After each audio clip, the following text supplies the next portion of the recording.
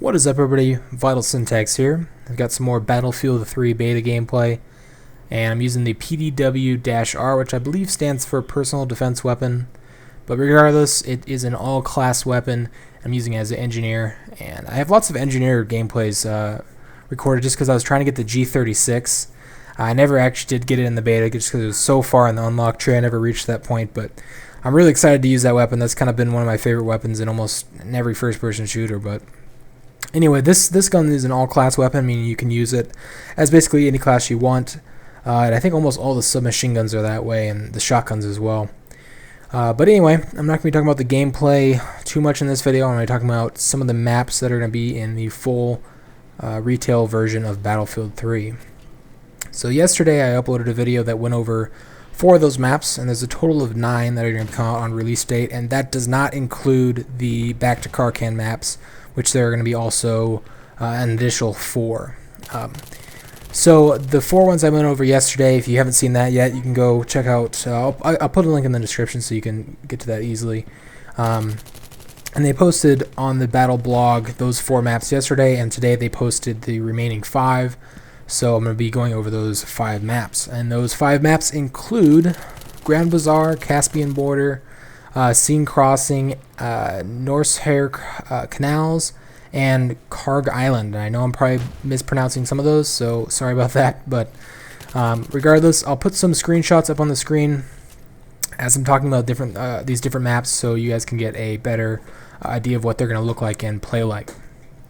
So the first one is Bazaar.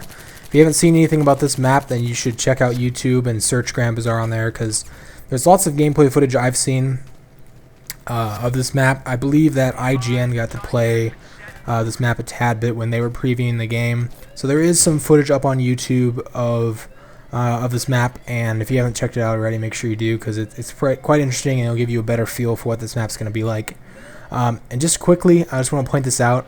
In the gameplay right here, I had armed B, and this is one of the spots I always go to when I arm B. Just lay down behind this, I believe it's like a satellite slash communication beacon. Lay down behind here, you have a perfect view of B.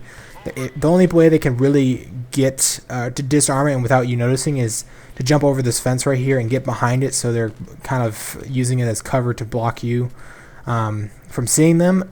Although that rarely happens, that seriously is one of the best spots. I almost always go there, and I almost always have the bomb go off without people defusing it if I go to that one spot.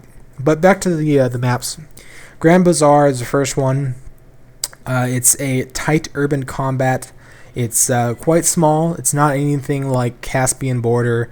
It's lots of close quarters, and from what I saw from the gameplay, it seems like it's a little bit more, at least the shape of the map is a little more square slash round in comparison to Operation Metro. Operation Metro was very long and thin and narrow, and it looks like, from what I saw at least, Bazaar is going to be a little bit more squarish, a little bit more open as far as, going different routes and things like that. But this is not an open map. It's definitely focused on urban combat, which I'm really glad that they have maps like this to contrast the large, massive open conquest maps like Caspian border. And that doesn't mean that you can't play conquest on these maps. You can definitely play conquest on these maps. It's just not going to be the huge, massive open maps like Caspian border. And from what I saw, there wasn't any air vehicles like jets or helicopters. I did see a couple of heavy tanks, so there definitely are vehicles on this map. They're just, from what I saw, I don't think there's any air vehicles, so don't expect to be flying jets around.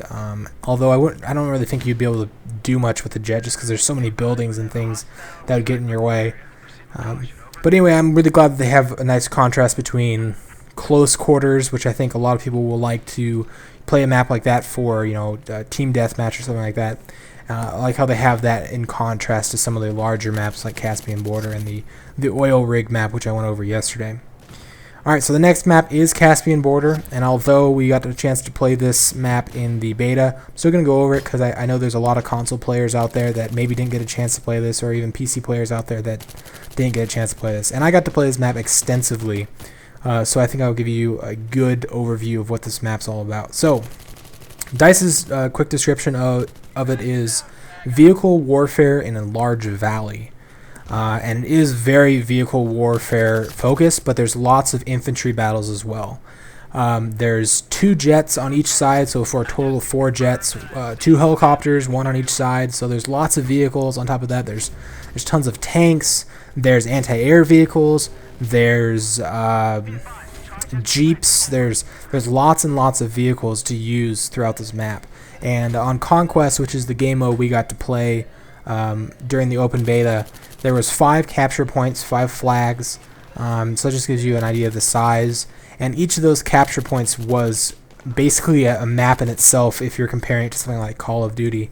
The main capture point that seemed like I was always going back to was B, and that's the hill. And the hill is in the very middle of the map. It's there's basically 2 main entrances, both upward slopes. There's a couple other routes that you can go to get to the top. But once you're up there, you're capturing the flag. It seems like that was always focused on infantry. Because it was very hard to drive a tank up that steep of a hill, so I never really saw tanks over in that area. It was very infantry focused. And then you also had, let's see, was the gas station, and then you also had the outpost. And those 2 parts of the map were very vehicle heavy because there was lots of directions you could bring tanks and vehicles in. So those are the 2 ones that I thought were most vehicle heavy. There were a couple other capture points. There was the forest, which another one that was very infantry focused, just because there's so much shrubbery and places you could hide as infantry and capture the base. And then the last one was what was it called? Antenna, and that was by the huge red and white striped antenna, which, by the way, you can now destroy. In the most recent Battlefield 3 trailer they put up on their channel, they showed destruction, and in that trailer they showed somebody blowing up that antenna. So if you're ever getting frustrated with snipers up there doing long range sniper shots, and I personally was kind of annoyed by it a couple times, but you can destroy that. I'm not sure exactly what you'll need, maybe C4 or a jet or helicopter, but I'm glad that you can take that out. Alright, so moving on to the next map. This is Seine Crossing, and I believe we did see some footage from IGN as well. So if you search the name of this map on YouTube, you might be able to find something as well. DICE's short description is a vehicle infantry combat in downtown Paris. So this is going to have a similar look and feel to the last section on Operation Metro, where you're out actually in the streets of Paris. You've got the coffee shop and a couple of those buildings. You can go up on the 2nd floor. You probably remember it from the open beta, but it's going to be an extension of that type of terrain and that type of environment. So there's lots of close quarters, but also they're saying that this is going to be vehicle and infantry, so I would expect a variety of vehicles available on this map. So I'm kind of excited to play on that one because I always like that last section.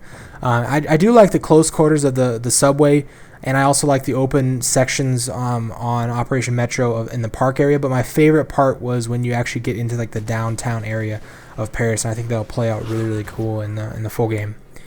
Alright, the next map is Noshahr Canals. Noshahr Canals? I'm not sure if I'm pronouncing that right.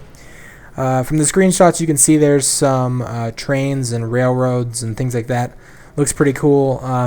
The DICE short description is mixed combat and industrial setting, which I think will be really cool. Lots of warehouses and storage buildings, and obviously those train tracks and things like that. It looks like it's going to be a really, really cool map, and once again, very unique from all the other maps. It looks like it's going to be quite flat. Caspian border was very hilly and bumpy. And having an outdoor map that's flat and lots of outdoor areas and also indoor areas, I think will play out really, really cool. The next and last map today is Kharg Island, and the short description DICE gave us is an amphibious assault. So there are going to be boats in Battlefield 3. I don't know exactly how many boats there are going to be, but there was an interview I saw. I believe it was, I'm not sure who had actually conducted the interview, but there was an interview that did confirm there were going to be boats. You would expect there would be the boats, just as there's always been boats in every Battlefield game. But I don't know. I'm interested to see if they have the what are they called, the battleships, and you can actually launch the jets off of those. Because I remember there was some Battlefield 2 maps that you started out on one of those ships, and you could get in the jets and fly over, or you could drive the boats over to the mainland, and then you could actually start engaging the enemy. So that'll be pretty interesting. I'm glad that they'll have some type of water that we can fight in. Maybe there'll be some type of boat battles that you can get into. That'd be kind of interesting. But anyway, that's those are the last 5 maps. In total, that's 9. It's not a whole lot of maps, but when you think about the variety and the size, that is really a lot of play area to mess around with. One of the things that DICE did say about some of these larger maps is that there's room for multiple team deathmatch play areas. Now, they haven't confirmed that in the full game that they're going to be having different sections of each map in team deathmatch, but I think they're kind of alluding to the fact that in the future they might add more maps, different sections of different maps for smaller game modes like team deathmatch or squad deathmatch, or even rush, because I'm guessing some of these game modes aren't going to use the full scale of a map like Caspian Border. I mean, the only way you can really use Caspian Border to its fullest is if you're playing Conquest. If you're going to be playing Rush on that map, my guess is lots of the area is going to be cut off, so they could technically use that other area they haven't used yet in a different map that they might add as DLC, they might add in the future, things like that. And on top of those 9 maps that are going to come out on release date, there are also going to be 4 more that come with the Back to Kharg map pack. I shouldn't call it a map pack, it's more of an expansion pack, because there's also weapons and vehicles and things like that. And they have confirmed that the weapons you get in the Back to Kharg map don't have to be only used on the Back to Kharg maps. So one of my issues was, or one of my curiosities was with Battlefield Bad Company 2, with Vietnam, the expansion pack that came out last December for that game, you could only play with the Vietnam guns and tanks on the Vietnam maps. And that made sense from a design standpoint, because the maps were set in a different era than the maps that were in the vanilla version. But since Battlefield 2 and Battlefield 3 are both set in the same time zone, or not time zone, era, it makes sense for the weapons to be available throughout the board. So I'm really glad that they're doing that, so there'll be a larger variety of weapons and also more maps that you can play on. So another thing that I found out today on battlefield-o.com, which is by far the best website for information on Battlefield, is you're going to be able to preload Battlefield 3 on Origin on the 21st. So the game comes out on the 25th of October, which is what, about a week and a half from when I'm recording this. But a week from today, which is Friday, it'll be the 21st, and you will be able to actually download the physical game. You obviously won't be able to run it until it's fully released. But I'm glad to see that they're doing this, because Steam has always offered preloading, and I was kind of nervous that, since this game isn't on Steam, maybe they weren't going to offer that. And the problem with them not offering that is that the servers are just going to get completely bombarded the day the game actually comes out, because everybody's going to try and download it at the exact same time, and obviously that's going to cause huge problems. But obviously this is awesome news that we won't have to have any server issues, or at least we can avoid them, hopefully. So yeah, that's the end of the game, the end of the commentary. Hopefully you guys enjoyed. I ended up with a score of 35-8, I believe, which was pretty good, even though we lost, which kind of sucked. But I was playing the objective pretty well, but you don't always get the best teammates, although I'm not really blaming the loss on them. But regardless, thanks for watching, guys, and I will see you guys in the next video. Peace.